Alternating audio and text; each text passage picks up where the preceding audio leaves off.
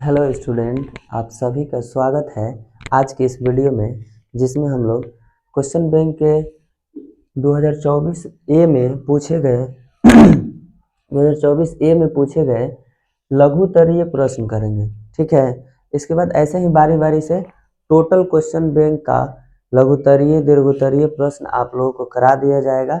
आप लोग बस ध्यान से वीडियो पार्ट वाइज आएगा और आप लोग पढ़ते जाइएगा।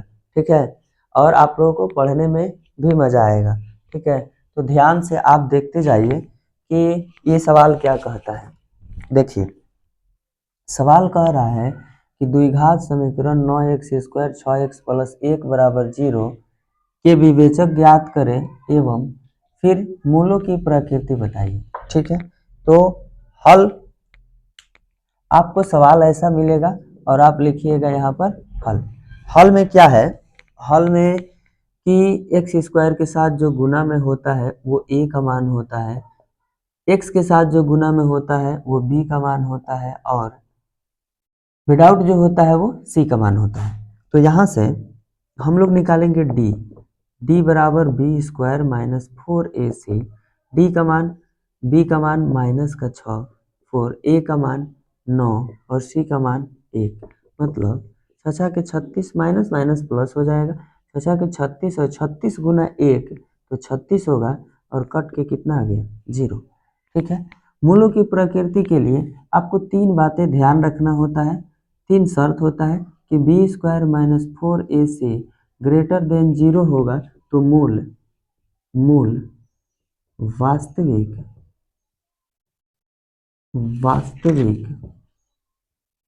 और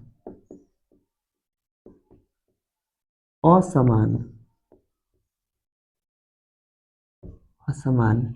इसके बाद b² - 4ac = 0 अगर होगा तो मूल वास्तविक और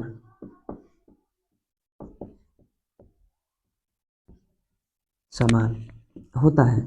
इसके बाद b² - 4ac लेस देन 0 होगा तो मूल वास्तविक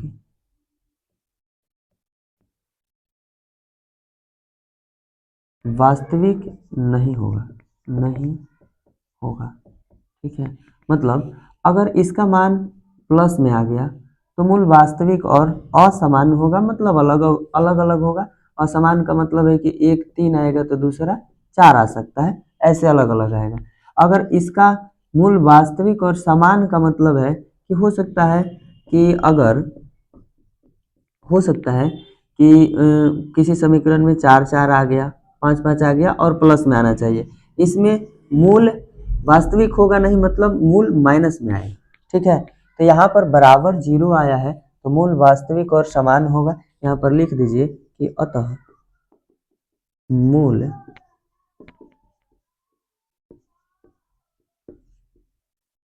वास्तविक और समान होगा। क्यों? क्योंकि 0 होगा। अच्छा, इतने से काम नहीं चलेगा, आपको दिखाना पड़ेगा। तो होता है सूत्र -b + -√b² -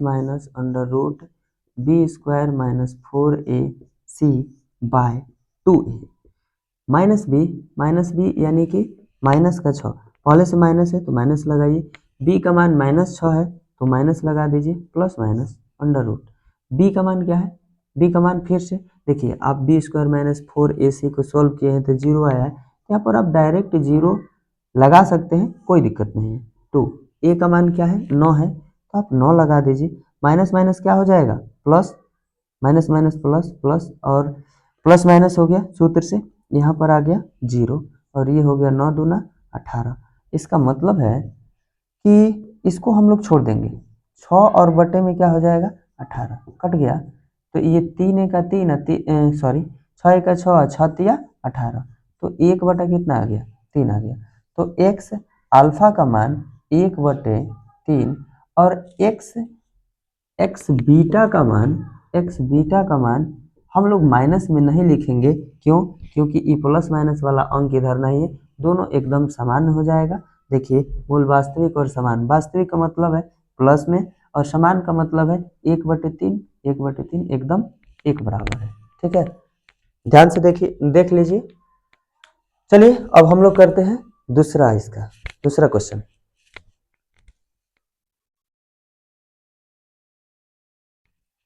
तो देखिए दूसरा नंबर क्वेश्चन है के किन मानों के लिए द्विघात समीकरण के एक्स प्लस 1 एक्स स्क्वायर, इसके बाद -2 into x minus 1 into x plus 1 बराबर 0 के मूल बराबर होंगे। अभी अभी हम आप लोगों को बताए हैं कि मूल बराबर कब होता है।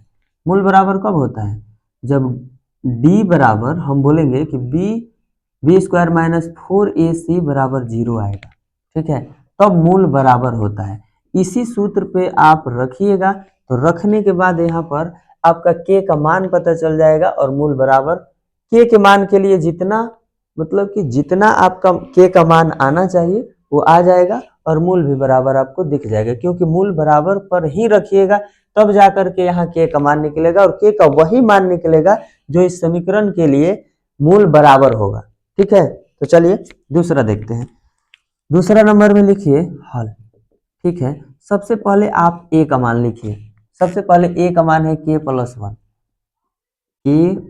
1। इसके बाद आप b का मान लिखिए। b का मान तो आप इसको अंदर गुना कर दीजिए, ये हो जाएगा 2k और माइनस का 2। ठीक है, इसको अंदर गुना करके लिखिएगा और c का मान हो जाएगा 1। मूल बराबर कब होता है जी?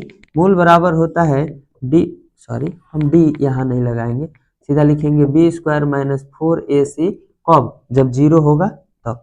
तो b का मान हमारे पास है, b का मान है 2k माइनस 2 और इस पर स्क्वायर 4। a का मान है k प्लस का 1 और c का मान है 1 बराबर में 0। आप इसको तो रख दीजिए किस पर? a स्क्वायर माइनस 2, a का मान 2k और b का मान 2 और फिर b पर square, a square minus 2ab और प्लस b स्क्वायर। अंदर इसको गुना कर दीजिए, 1 गुना 4 तो 4 होगा और यहाँ पर प्लस माइनस माइनस और ये हो जाएगा 4k फिर प्लस माइनस माइनस और यहाँ पर सीधा 4 और बराबर में 0। तो ये हो जाएगा 2 दूना 4 k स्क्वायर, फिर 2 दूना 4 और 4 दूना 8k और फिर प्लस 2 दूना 4 और यहाँ माइनस का 4k माइनस 4 बराबर 0। इसको और इसको लिख दिए, ये प्लस माइनस में है, कट गया। ठीक है, तो यहाँ से 4k और ये 4k माइनस में ये 8k माइनस में यहाँ पर स्क्वायर होगा, तो इसको जोड़ दीजिएगा तो 8 और 4 12k, दोनों जुटेगा, चिन्ह रहेगा माइनस का। ठीक है, 4k ये माइनस में उधर गया तो प्लस में उस साइड भेज दीजिए, प्लस में हो गया, यहाँ पर स्क्वायर है तो k स्क्वायर बराबर 12k और बटे में 4, तो ये कट जाएगा। ठीक है, कितना हो जाएगा? k स्क्वायर बराबर 3k आएगा। ठीक है, तो यहाँ से हम k स्क्वायर को k गुना k और बराबर में 3k तो है ही, तो एगो k रहने देंगे, 3k ये गुना में और इधर भेज देंगे तो क्या हो जाएगा? भाग में k से k कट जाएगा। इसका मतलब है कि k का मान कितना आ गया? 3। k का मान 3 आ गया। तो k बराबर 3 पर इस समीकरण का मूल वास्तविक और क्या होगा? समान होगा। ठीक है, देख लीजिए। चलिए तो बिना देर किए अब फिर हम लोग क्या देखेंगे? तीसरा। ठीक,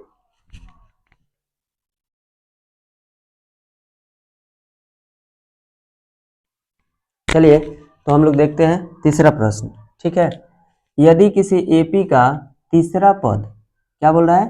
तीसरा पद, नौवां पद क्रमशः 4 और कितना है? -8 है, तो इस एपी का कौन सा पद शून्य होगा?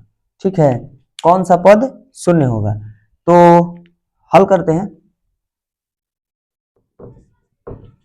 एपी का तीसरा पद मतलब तीनवा पद, तीनवा पद ये पहले दिया है तो पहला वाला इसका मान हो जाएगा। ठीक है, कितना? 4। तीनवा पद को क्या लिख सकते हैं? a प्लस 2d बराबर 4। ठीक है, इसको बोल देंगे समीकरण फर्स्ट। इसके बाद नौवां पद कितना है, माइनस का 8, तो a प्लस कितना d, a प्लस नौवां पद तो 8d और बराबर में कितना है, माइनस का 8 है, समीकरण सेकेंड। तो इसको हम लोग हल करेंगे समीकरण फर्स्ट तथा समीकरण सेकेंड से। a प्लस डी बराबर 4 और a प्लस 8d बराबर -8, फर्स्ट और सेकेंड बराबर है। अगर ये बराबर है तो हम लोग यहाँ पर माइनस माइनस और यहाँ पर माइनस है तो प्लस, एकदम उल्टा चिन्ह लगता है। प्लस है तो माइनस, माइनस है तो प्लस, और प्लस है तो माइनस, और इसके बाद माइनस है तो प्लस लग गया। देखिए सेम सेम है तो कटा दीजिए, ये कट गया, सेम सेम है कट गया। यहाँ पर 8 में से 2 घटेगा तो माइनस का क्या बचेगा, माइनस का 6d, और ये दोनों बराबर हो गया तो 12, तो d बराबर 12 बटे माइनस का 6, गुना में था इधर आया भाग में, तो d का मान माइनस का 2 आ गया, 6 दूना 12। अब लिखिए d का मान, हम लोग लिखेंगे d का मान समीकरण फर्स्ट में रखने पर, फर्स्ट क्या है जी, a प्लस 2d बराबर 4, a प्लस 2d बराबर 4, तो हमें d का मान निकला है a, और d का मान माइनस का 2 और यहाँ पर 4, तो a प्लस माइनस माइनस हो जाएगा, और 4 दूना 8, ये हो गया 4, मतलब a बराबर 4, ई माइनस का इधर गया प्लस का, मतलब a बराबर 8 हो गया। ठीक है, कौन सा पद शून्य होगा, कौन सा पद शून्य होगा, पद का मतलब क्या है, n का मान आपको बताना है, पद का मतलब n का मान बताना है, मतलब हम बोलेंगे a n बराबर a plus n minus 1 into में d, और a n कुछ नहीं दिया है तो क्या होगा, 0, a n कुछ दिया ही नहीं है तो क्या हो जाएगा, 0। आपको सोच लेना है इस AP का कौन सा पद शून्य होगा, तो आपको सोच करके ये देखना है कि कौन सा पद का मतलब है n, तो n का मान निकालना है, और an आपका क्या दिया है, an आपका 0 दिया है, an 0 और n का मान निकालना है। a का मान क्या है जी, 8 है, a का मान 8 है, n का मान हमें निकालना है, और d का मान क्या है जी, d का मान माइनस का 2 है। ठीक है, ये माइनस का 8 बराबर, यहाँ पर plus minus minus 2n, minus minus plus, यहाँ पर 2 हो जाएगा 8, ई माइनस में बराबर के इधर भेज देंगे, तो प्लस में है तो माइनस में, इधर माइनस, तो यहाँ से माइनस का 10 और ये हो गया माइनस का 2n, माइनस से माइनस कट गया 10, n के साथ 2 गुना में है, बराबर के इस साइड आ गया भाग में, इसका मतलब n का मान कितना आ गया, 5 आ गया। पांचवा पद, इस AP का पांचवा पद क्या होगा, शून्य होगा। आप ज्यादा से ज्यादा यहाँ पर लिख सकते हैं कि अतः AP का पांचवा पद शून्य होगा, और आपको आराम से मिल जाएगा 2 नंबर। इतना प्रोसेस से कर दीजिएगा, आपको आराम से मिलेगा 2 नंबर। ठीक है, तो चलिए हम लोग चौथा देखते हैं।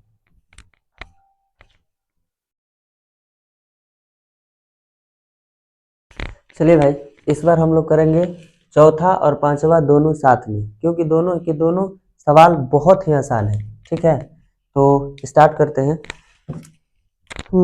यहाँ पर हम लोग को बोल रहा है कि यूक्लिड विभाजन एल्गोरिथम का प्रयोग करके, यूक्लिड विभाजन एल्गोरिथम का प्रयोग करके 252 और 594 का मौसा ज्ञात करें। मौसा मतलब HCF। ठीक है, HCF है, तो हम लोगों को यूक्लिड विभाजन एल्गोरिथम कहता है कि A बराबर BQ प्लस R, मतलब भाज्य बराबर भाजक गुना भागफल जोड़ शेषफल, इस आधार पर हम लोगों को ज्ञात करना है। तो आपको हम 2 प्रोसेस बताते हैं। पहला प्रोसेस है कि हम इस बड़े वाले 594 को भाग विधि से विभाजित कर लीजिए और इस पर आराम से बैठा दीजिएगा। क्या 252 है, ठीक है। तो 2 बार में हम इसको 2 बार में खिलाते हैं, 2 बार में खिलाएंगे तो 2 दूना 400 और एक 500, 504 हो जाएगा, 504। तो यहाँ पर 0, ये 9 और ये कट गया, ठीक है। तो ये वाला फिर 252 आ जाएगा। तो 6×18 मतलब कि 27, ज़्यादा हो जाएगा, 27 हो जाएगा, 270 के आसपास में हो जाएगा। तो हम 2 ही बार में खिलाएंगे, 9 दूना 18, 180। फिर यहाँ पर कितना होगा, 2, एक पैंचा ले लीजिए, कितना हो जाएगा 15, 15 में से 8 जाएगा तो यहाँ पर 7 हो जाएगा और ये कट गया। फिर यहाँ से आ गया 90, 90 आ गया। तो एक बार में खिला दीजिए 72, यहाँ पर 10, 10 में से 2 जाएगा, 10 में से 2 जाएगा तो 8 बचेगा, 8 में से 1 गया तो यहाँ पर ये। अब यहाँ पर 72 आएगा, 8 चौके 72, पूरा पूरी कट गया। इस हिसाब से अगर आप HCF लिखिएगा तो कितना आ जाएगा, 18 आ जाएगा, ठीक है। लेकिन आपको बोला है यूक्लिड विभाजन एल्गोरिथम का प्रयोग करने, तो ये वाला तो आप लिखें, इससे एग्जाम में कोई फर्क नहीं पड़ेगा। लेकिन ये वाला आपको बचपन में आप बहुत बार बनाए हैं तो इस पर जल्दी से निकल जाएगा। और ये वाला होता है लास्ट वाला भाजक, भाज्य बराबर भाजक, लास्ट वाला भाजक जो है वो आपका HCF होता है।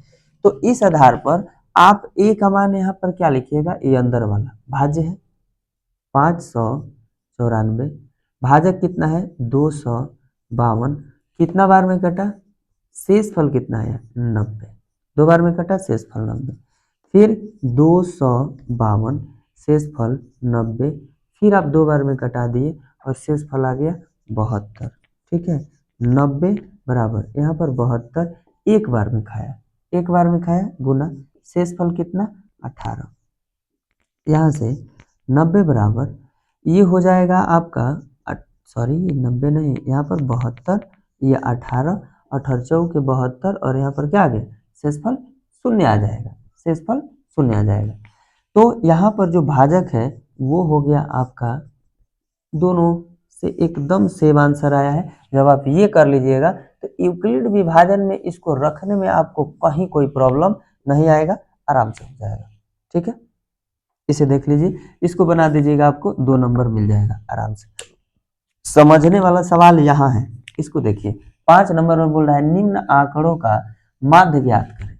निम्न आंकड़ों का क्या निकालना है माध्य। तो इस ये जो है बारंबारता नहीं है भाई, एक्स आई है और ये है एफ आई, ठीक है। ये देखिए किस रूप में दिया है, दिया है अगर इस रूप में दिया है तो आप सीधा लिखिएगा चौर, और इस टाइप का दिया है और इसका माध्य निकालने के लिए बोला है तो आप इसका वर्ग अंतराल तो देवे नहीं किया, अब वर्ग अंतराल नहीं दिया है तो आप कैसे माध्य निकालिएगा, ये अलग टाइप का क्वेश्चन है। चौर दिया है इसका मतलब आप इसको क्या मान लीजिए एक्स आई, और ये हो जाएगा आपका मतलब कि जो बारंबारता दिया है, बारंबारता, बारंबारता जो दिया है वो है आपका एफ आई, ठीक है। और यहाँ से X I into F I into X I, F I into X I, ठीक है, F I into X I. अब इसको आप रख दीजिए, ये है 4, 6, 8, 10 और 12, देखते हैं एक मतलब कि एक सीक्वेंस में बढ़ रहा है। आप लोग जब बुक में पढ़े होंगे, बुक में पढ़े होंगे, सॉरी क्या हो गया, आप बुक में पढ़े होंगे तो ऐसे एक सीक्वेंस में 2 बढ़ रहा है, 4, 2, 6, 2, 8, 2, 10, 2, 12। तो जब आप वर्ग अंतराल निकालते हैं, वर्ग अंतराल निकालते हैं तो ये इसी आधार से बढ़ता है, ठीक है। बारंबारता को हटा करके और सीधा दिया है आपको क्या, वर्ग चिन्ह दिया है और इसके बाद बारंबारता दिया है, इसके बाद वर्ग अंतराल को हटा दिया है, ठीक है, वर्ग अंतराल को हटा दिया है, ठीक। तो आपको वर्ग चिन्ह दिया है, बारंबारता दिया है, बारंबारता जैसे होना चाहिए वैसे देखिए 4, 8, 14, 11 और 3। तो आपको ये दोनों को गुना करना होगा, 4 चौके 16, 8 छके 48, ठीक है, 8 छके 48 और 14 गुना 8 तो 14 पंचे 70, 14 छक्के 84, 7 98, 14 8 बोलो 112, 14 8 112। इसके बाद ये हो जाएगा 110 और 12 तो यह कितना 36। ठीक है, तो किसको, ये ना होता है सिग्मा, सिग्मा एफ आई, यही है एफ आई, सबको जोड़ दीजिए। इधर हो जाएगा 8 4 12, 12 और 14, तो 12 दूनी 24, 2 26, 26 3 29, 11 30 10 40। ठीक है, ये बन गया 40। इसको जोड़ दीजिए, sigma F I into X I बराबर, तो आप इकाई स्थान वाले अंक को जोड़िए, 8 6 14, 14 2 16 और यहाँ 16 के 6 हासिल 1। इसके बाद ये हो गया 1 1 2 2 और 2 4 4 1 5 5 1 6 और 6 और 3 कितना हो जाएगा 9, हासिल जोड़ दिए 9 हो जाएगा। इसके बाद 1 1 2 और 3 5 5 5 ही होगा, तो 500 कितना हो गया 500 नहीं जी 300 कुछ होना चाहिए, 12 तो ये 36 ही होगा ना, यहाँ पे गलत हो गया। इसको जोड़िए, यहाँ 12 तो ये 36 सीधा हो जाएगा, तो ये 8 6 14, 14 और 2 16, 16 16 और 6 22। हमको लगता है कि हम गुना किए हैं, 322 आएगा, 322 आ जाएगा। ठीक है, 322 आ जाएगा। तो आप माध्य यहाँ पे निकाल देते हैं, देखिएगा माध्य बराबर sigma F I into X I बटे सिग्मा एफ आई। ये जोड़िएगा तो आप 322 आएगा और इसका जोड़ होगा 40, भाग दे दीजिए, भाग दीजिएगा तो 322 और बटे में 40, भाग दे के देखिए तो कितना आ रहा है 322 और भागा 40, तो 322 1 2 टोटल भाग हम दिए हैं जी, आप लोग कर लीजिएगा, भाग हम दिए 8.08 आएगा। इसमें जब आप भाग दीजिएगा तो 8.08। देखिए समय बचाने के लिए तो कुछ कुछ काम करके रखना पड़ेगा, ठीक है, ताकि आप लोगों को ज़्यादा लंबा वीडियो ना मिले और छोटा छोटा ही मतलब कि वीडियो हम बनाएंगे, ज़्यादा लंबा और बड़ा नहीं, ज़्यादा आप लोगों का टाइम नहीं लेंगे, क्योंकि अभी एग्ज़ाम का टाइम है। ठीक है, तो आप लोग सारा सब्जेक्ट पर ध्यान दीजिए और थोड़ा थोड़ा करके इसको पढ़ते जाइए। इस तरह से क्या होगा, क्वेश्चन बैंक भी आपका क्लियर हो जाएगा। ठीक है, तो आज भर हम इतने रहने देते हैं, मतलब 5 क्वेश्चन ही, क्वेश्चन का जैसा जैसा लेवल होगा उस आधार का क्वेश्चन आप लोगों को करवाया जाएगा। ठीक है, आज पार्ट 1 है, कल लेकिन डेली आप लोगों को वीडियो मिलेगा, 5 गो कभी कभी 10 गो भी क्वेश्चन करवा देंगे। कल से थोड़ा सा लेवल हम लोग आगे बढ़ाएंगे तो 10 गो क्वेश्चन करेंगे। ठीक है, डेली कम से कम 10 क्वेश्चन तो किया जाएगा। आज फर्स्ट दिन है इसलिए हम 5 ही करा करके छोड़ रहे हैं, और कल से हम लोग डेली कम से कम 10 क्वेश्चन करेंगे। इसके बाद क्या आपको देख करके और कमेंट जरूर करना है। ठीक है, और सपोर्ट कीजिए भाई को। ठीक है, थैंक यू।